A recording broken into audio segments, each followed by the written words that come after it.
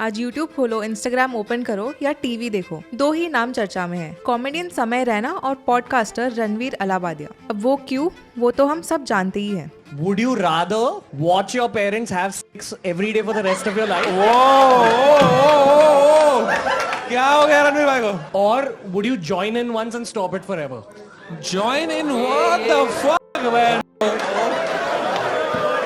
But currently things are getting out of control. A video of him surfaced on the internet in which he is found to be giving out remarks that are completely inappropriate, derogatory and also cringeful. Ranveer Allahbadia हाल ही में अपने एक विवादिया बयान को लेकर सुर्खियों में आ गए हैं। Social media content creator Ranveer Allahbadia का अश्लील टैलेंट, ये कॉमेडी है या भूहरता का अड्डा? गाली गलौज, अश्लील मजाक, इन्हें तालियां नहीं तमाचे दो।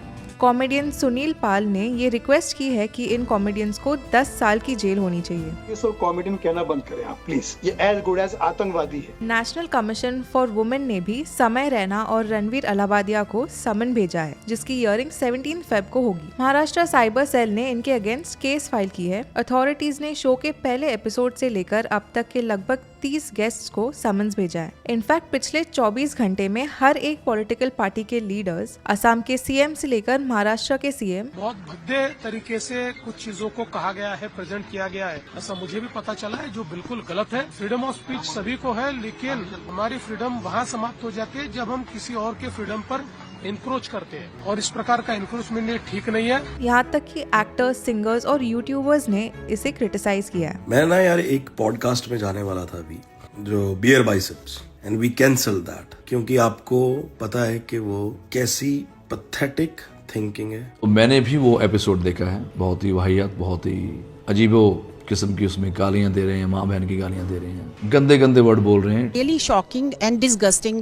Making such kind of comments online or making a women's body an issue of laughter is really disgusting. लेकिन क्या ये जरूरी है? आज इंडिया कई बड़े बड़े प्रॉब्लम्स फेस कर रही है। आज महाकुंभ में मिसमैनेजमेंट की वजह से कई लोगों की जान जा रही है। इंडिया का इंफ्रास्ट्रक्चर डैमेज्ड है, रोड कंडीशन खराब है, AQI बढ़ता जा रहा है। इनफैक्ट ध्रुव राठी ने अपने ट्वीट में कहा है कि ये एक उन दोनों के लिए हैरेसमेंट है और इस चक्कर में मणिपुर के सीएम के रेजिग्नेशन को पूरी तरह दबाया गया है। लेकिन इन बड़े बड़े टॉपिक्स पर बात करना छोड़ के आज सभी पॉलिटिकल लीडर्स ये डिस्कस कर रहे हैं कि कैसे इन कॉमेडियंस और पॉडकास्टर्स को जेल होनी चाहिए, कैसे इनके कंटेंट को बैन किया जाना चाहिए। यहाँ एक सवाल है, क्या इस न्यूज को फैलाने के पीछे इन पॉलिटिकल पार्टीज का कुछ एजेंडा तो नहीं, या ये उनकी स्ट्रैटेजी है इंडिया में हो रहे बड़े प्रॉब्लम्स को छुपाने की? क्योंकि आप महाराष्ट्र के सीएम की बात सुनो।